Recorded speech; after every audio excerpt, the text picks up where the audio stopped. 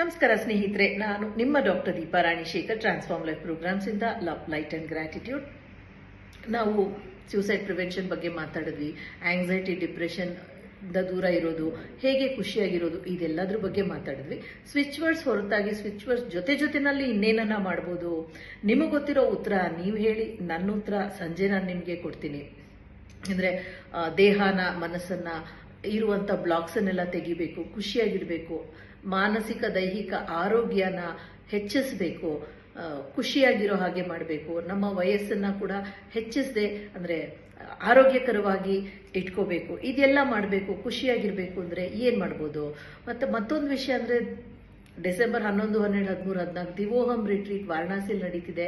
ಅದು ಕೂಡ ನಿಮಗೆ ಇದನ್ನೆಲ್ಲ ಮಾಡೋದಕ್ಕೆ ಅನುಕೂಲ ಮಾಡಿಕೊಡುತ್ತೆ ಅಂತ ನಂಬ್ತೀನಿ. ಸೊ ನಿಮಗೆ ಇಂಟ್ರೆಸ್ಟ್ ಇದ್ದಲ್ಲಿ ದಯವಿಟ್ಟು ನಮ್ಮ ಆಫೀಸ್ಗೆ ಕಾಲ್ ಮಾಡಿ. Thank you so much for joining me. ನಾನು ನಿಮ್ಮ ಡಾಕ್ಟರ್ ದೀಪಾ ರಾಣಿಶೇಖರ್.